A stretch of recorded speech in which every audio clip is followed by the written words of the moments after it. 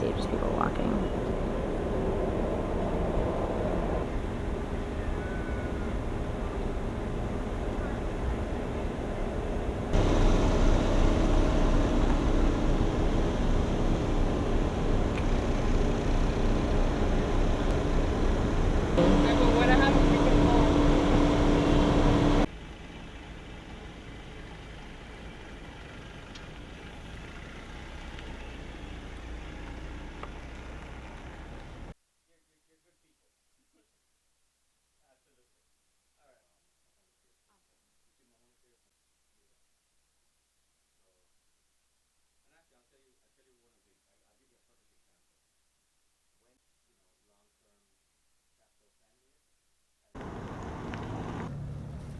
That's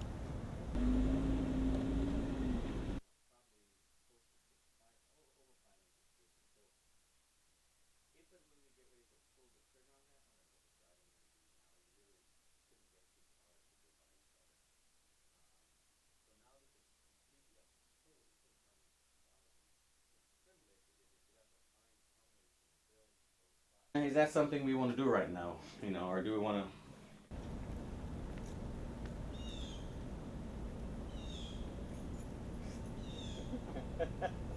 Ah, ya no te parece chistoso. Llegar y dices, exacto.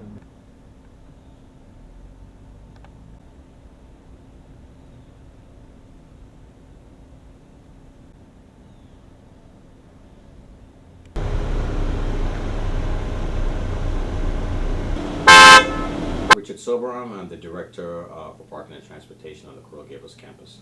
So can you tell me kind of like what you told me before about the map, like if you want to even point at it or stuff, but like why are there different colors and like when did you guys establish that? Okay.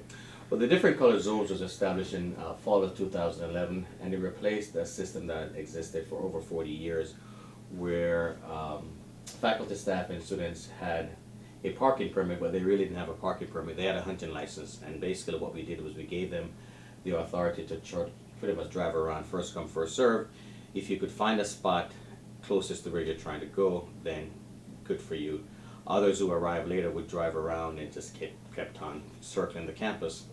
What we found was so prior to 2011, what we basically had, and we had tons and tons of complaints, and so one would wonder, well, I would rather I can just get a permit to go hunt for my parking space, and actually we used to have way more complaints prior to 2011 than we have now.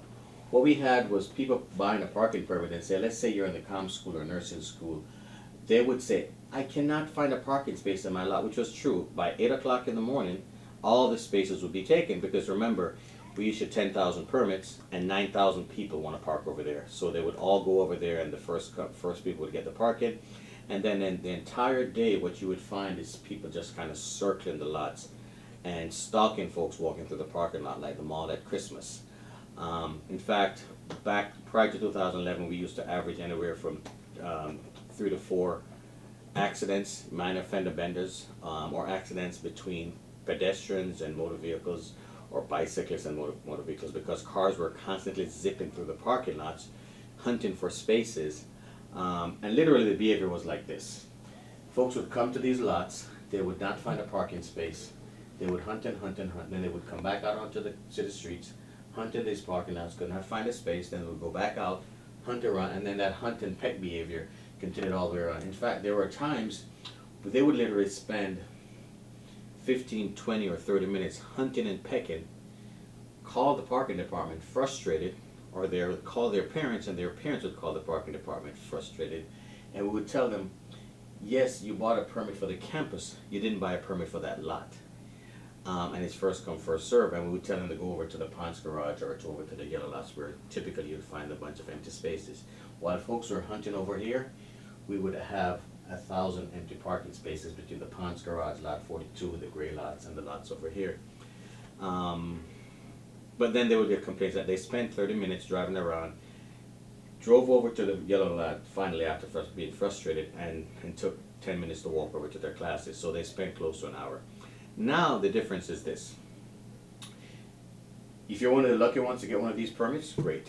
If you're not one of the lucky ones to get one of these permits, and let's say you're parking in Pavia over in pink or you're parking in yellow, then at the very least, you remove the frustration of driving around, because you know definitely that you have to go park in yellow or go park in pink, and you know you have a 10-minute walk to your class. Or you know you have to park in the Ponds garage and give yourselves an extra 15 to 20 minutes to get the shuttle to get over to your class. That's more predictable and less frustrating than what we find or what we had prior to 2011. I will tell you, I took over as well actually, if I step back, I was a student here. I came here in 1987 as a 17-year-old student. And then I worked in student affairs for over 16 years prior to coming over to parking. And so I've seen the parking from both sides. As a student, as an employee, not working for parking, and now as a director of parking and transportation, I can tell you that I've had over $1,000 in parking tickets during my time here. I've had my car towed twice from the campus. And so I know the frustration of driving around and hunting and pecking for parking spaces. I took over as the director here in 2008, and between 2008 and 2011, I can guarantee you that I spoke to more parents and more students that were frustrated about their parking situation and the hunting and pecking than I've done in the last 4 years since we implemented this new program. Folks are still upset when they don't get the permit they want, but when compared to prior to fall 2011, it's still a much higher customer satisfaction compared to that. Obviously, the people who are new to the university or don't know the old system don't appreciate it from that end. That says, you know, well, there were thousands of people that were frustrated. Why give you a parking permit or a hunting license just to frustrate you? Because you can never find a parking spot there. Think about going to the mall the week before Christmas. Forget about trying to find a parking space anywhere close to the mall. And that was what we pretty much had prior to 2011. Now we have a better way of controlling our inventory. We can scale up or down as needed. So for example, if all of a sudden, when we were building this building, these additions to the music school, we had to sell 100 less purple permits to accommodate the construction. Imagine what would happen if all these people still had permits to go over there, but there were 100 less spots.